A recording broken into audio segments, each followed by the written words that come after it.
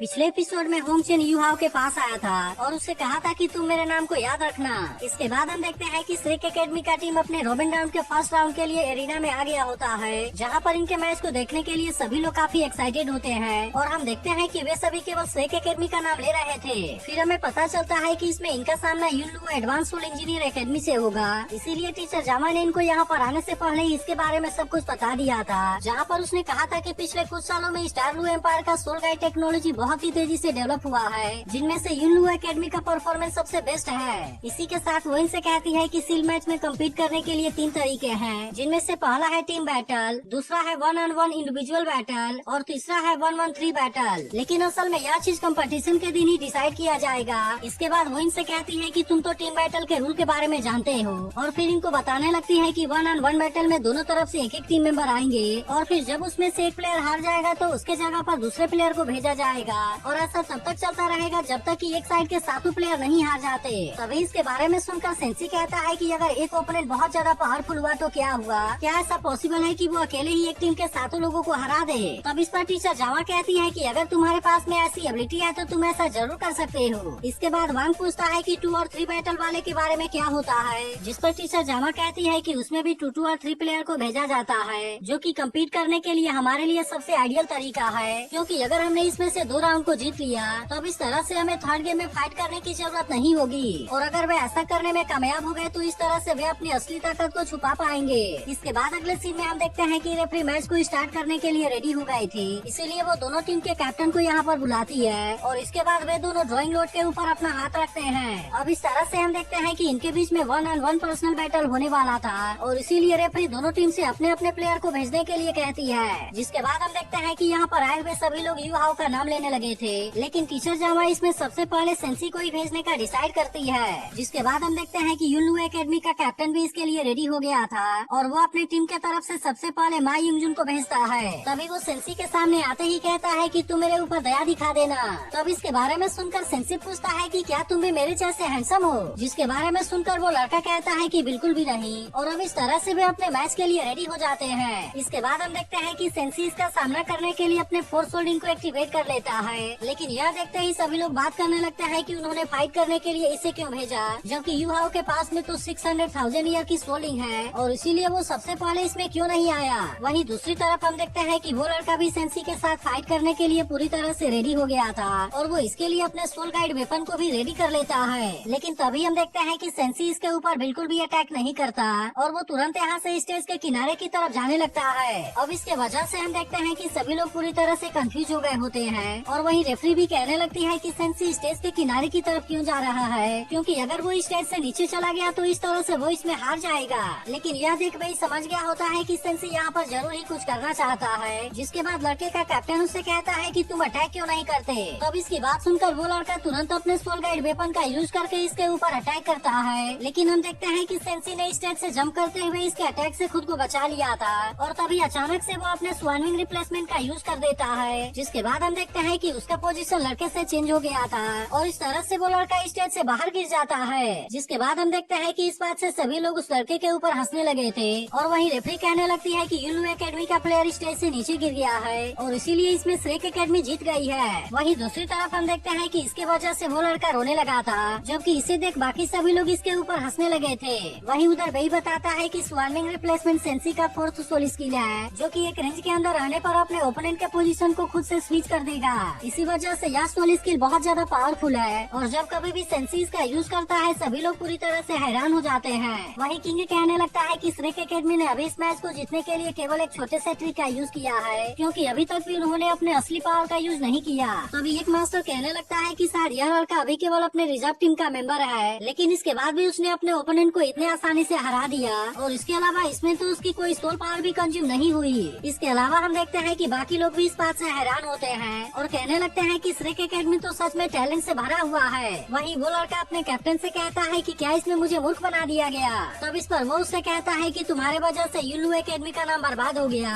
और फिर इसके बाद हम देखते हैं कि वो कम्पीट करने के लिए अपने टीम की एक लड़की को भेजता है, जिसके बाद हम देखते हैं कि इसके बारे में सुनकर वो भी तुरंत इसके लिए रेडी हो गई थी और अब इस तरह से वो सेंसी के साथ में फाइट करने के लिए स्टेज पर भी आ जाती है। तब इसे देखते ही सेंसी उससे कहता है कि यहाँ पर तो एक ब्यूटी आ गई, जिसके बारे में सुनते ही लड़की गुस्से में इसके ऊपर ऊपर अटैक करने के लिए जाने लगती है। तभी टीचर जावा कहने लगती है कि यह ओपोनेंट मेली सोल गाइड का यूज कर रही है, जो कि अटैक टाइप वाले सोल मास्टर के मेली एबिलिटी को बहुत ही अच्छे से इम्प्रूव कर देते हैं। इसीलिए इनसे सेफ रहने के लिए इनके नजदीक में नहीं जाना चाहिए, नहीं तो यह चीज काफी खतरनाक हो सकती है। वहीं दूसरी तरफ हम देखते हैं कि वो लड़की अपने स्वॉर्ड का यूज करके लगातार सेंसी के ऊपर अटैक करने लगी थी, जिसे देख यूहाव कहता है कि यह मेली सोल गाइड तो बहुत ज्यादा पावरफुल है। लेकिन तभी इसी वक्त हम देखते हैं कि सेंसी बहुत फनी तरीके से बिहेव करने लगता है और उस लड़की से कहने लगता है कि मैं तो तुम्हारे अटैक को बिल्कुल भी अब नहीं रोक पाऊंगा। तब इसके वजह से गुस्सा होकर वो लड़की और भी पावरफुल तरीके से इसके ऊपर अटैक करने के लिए आ गई थी, जिससे देख अब सेंसी भी अपने चारों तरफ अपने सील का यूज करने लगा था, जिसके वजह से वो लड़की इसके सील के सामने कुछ भी नहीं कर पाती। लेकिन इसके बाद भी हम देखते हैं कि वो इतने आसानी से हार मानने वाली नहीं होती और फिर वो तुरंत अपने और भी पावर का यूज करते हुए इसके ऊपर अटैक करने के लिए आ जाती है। लेकिन याद है अब सेंसी भी अपने सुआन मोजन टेक्निक का यूज करने लगता है और अब इस तरह से इसका यूज करके वो लड़की के अटैक को रोकने लगा था। लेकिन इसके बाद भी हम देखते हैं कि लड़की का यह अटैक सच में बहुत ज्यादा पावरफुल होता है और वो इसके ऊपर लगातार अटैक करते हुए इसे किनारे तक लेकर आ गई थी। लेकिन इसके बाद हम देखते हैं कि वो लड़की जैसे ही फिर से सेंसी के ऊपर अटैक करने के लिए आती है, सेंसी इसके अटैक से खुद को बहुत ही आसानी से बचा लेता है। लेकिन अब इसके वजह से वो लड़की बिल्कुल किनारे पर आकर लटक गई थी और इसी बात का फायदा उठाकर सेंसी उसे बहुत ही आसानी से नीचे गिरा देता है। जिसके बाद हम देखते हैं कि इस बात से सेंसी के सभी साथी काफी खुश हो गए थे और फिर सेंसी उस लड़की से कहता है कि ब्यूटी तुम्हें कुछ हुआ तो नहीं। लेकिन तभी इसी वक्त वो देखता है कि इसके वजह से ननान इसके ऊपर गुस्सा होने लगी है, इसीलिए वो फिर से इसके बारे में कुछ भी नहीं कहता। इसके बाद रेफरी अनाउंस करती है कि श्रेक एकेडमी दूसरे राउंड को भी जीत गया है, जिसके बारे में सुनकर सभी लोग काफी खुश हो जाते हैं। लेकिन तभी इसी बीच हम देखते हैं कि अब खुद कैप्टन इसके साथ में फाइट करने के लिए रेडी हो गया था और फिर वो इसके लिए तुरंत ही स्टेज पर भी आ जाता है। फिर वो सेंसी को अपने बारे में बताते हुए कहता है कि मेरा नाम सीतू है, जिसके बाद सेंसी भी उसे अपने बारे में बता देता है। तब इस पर सीतू उसे कहता है मुझे पता है कि अभी तक तुमने जो भी दिखाया वह तुम्हारी असली ताकत नहीं है, लेकिन एक कैप्टन के रूप में मैं उम्मीद करता हूँ कि तुम मेरे साथ में बहुत ही शानदार तरीके से फाइट करोगे। तब इसकी ऐसी बात सुनकर सेंसी भी उससे कहता है कि तुम जैसा चाहो। जिसके बाद हम देखते हैं कि सीतू भी सेंसी को अपना पावर दिखाने के लिए रेडी हो गया था और वो इसका सामना करने के लिए अपने सोल गाइड को एक्टिवेट करने लगता है और इसी के साथ वो इसे कहता है कि यह सबसे पावरफुल फोर्ट्रेस स्ट्रेटजी है, जो कि अटैक और डिफेंस दोनों में ही बहुत ही अच्छी तरीके से काम करती है। जिसके बाद हम देखते हैं कि इसे देख बाकी लोग भी पूरी तरह से हैरान हो गए थे और काइतो कहने लगता है कि यह प्रोटेक्ट करने के लिए पूरे बॉडी को सोल गाइड आर्मर से कवर कर लेता है और इसके अलावा सोल गाइड वेपन भी चारों तरफ फैले होते हैं। इसके अलावा इसमें हीलिंग सोल गाइड और सोल पावर को रिकवर करने के लिए फॉर्मेशन भी होता है, जिसके वजह से सोल मास्टर कुछ समय के लिए डिफेंस को इग्नोर भी कर सकता है। लेकिन असल में लगातार अटैक करने के वजह से इसकी पावर बहुत ज्यादा खतरनाक है और अगर उससे कम लेवल वाला कोई सोल मास्टर इसे रोकने की कोशिश करे तो फिर वो इसके सामने कुछ भी नहीं कर पाएगा। वहीं दूसरी तरफ हम देखते हैं कि सीतू ने अपने सोल गाइड का यूज करके सेंसी के ऊपर बहुत ही खतरनाक तरीके से अटैक किया था, लेकिन फिर पता चलता है कि सेंसी ने अपने सील का यूज करके खुद को बहुत ही आसानी से बचा लिया है, जिसे देख खुद कैप्टन भी इस बात से पूरी तरह हैरान हो गया था।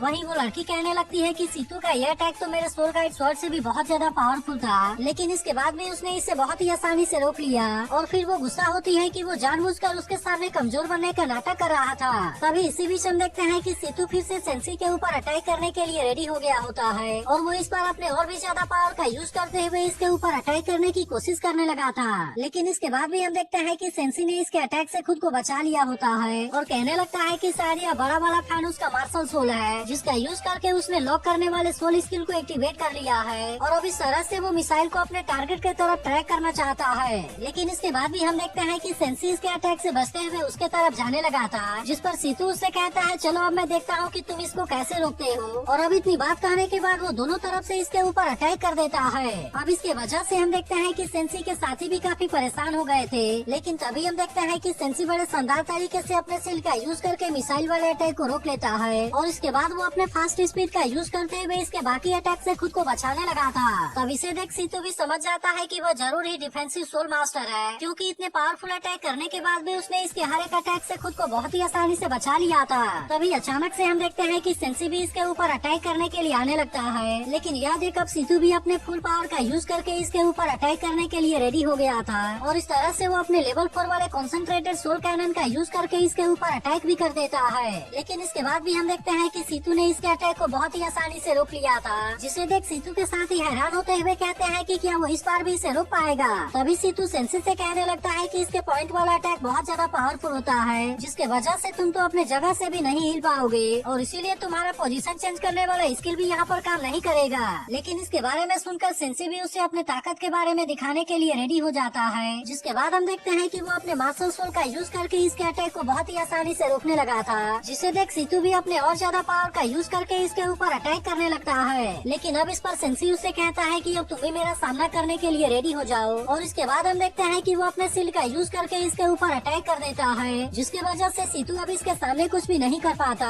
और इस तरह से वो जख्मी होकर स्टेज से नीचे गिर गया था। जिसके बाद हम देखते हैं कि इस बात से सभी लोग सेंसी से काफी खुश हो गए होते हैं और वे कहने लगते हैं कि सेंसी ने तो अकेले ही 3 लोगों को हरा दिया। वहीं उधर वांग भी हैरान होते हुए कहता है कि सेंसी तो सच में बहुत ज्यादा पावरफुल है। तभी वे कहने लगता है कि उसकी सोल पावर मुझसे 1 लेवल ज्यादा है, जिसके वजह से हम 7 लोगों में हम दोनों की कल्टीवेशन काफी अच्छी है, लेकिन इसके बाद भी हम दोनों में से सेंसी फर्स्ट है। वहीं दूसरी तरफ हम देखते हैं कि सेंसी सीतू को खड़ा होने के लिए अपना हाथ आगे करता है, जिस पर सीतू उसे कहता है कि मैं इसमें हार गया, लेकिन इसके अलावा मैं तुमसे पूरी तरह से सेटिस्फाइड भी हूँ। और इसके बाद हम देखते हैं कि वो अपने पूरे टीम को सरेंडर कर देने के लिए कहता है। तब इसके बारे में सुनकर रेफरी कहती है कि यूनिवर्स टीम ने सरेंडर करने का डिसाइड कर लिया है और इस तरह से इसमें श्रेक एकेडमी को 7 पॉइंट मिल चुके हैं। जिसके बाद हम देखते हैं कि इसकी वजह से सभी लोग सेंसी से काफी इम्प्रेस हो गए थे और कहने लगते हैं कि उसने तो अकेले ही एक पूरे टीम को हरा दिया। वहीं किंग भी कहने लगता है कि मैंने तो सच में श्रेक एकेडमी को अंडर एस्टिमेट किया था, क्योंकि यह तो अभी केवल 4 होल्डिंग वाला मास्टर है, लेकिन इसके बाद भी उसने अकेले ही इतने सारे लोगों को हरा दिया।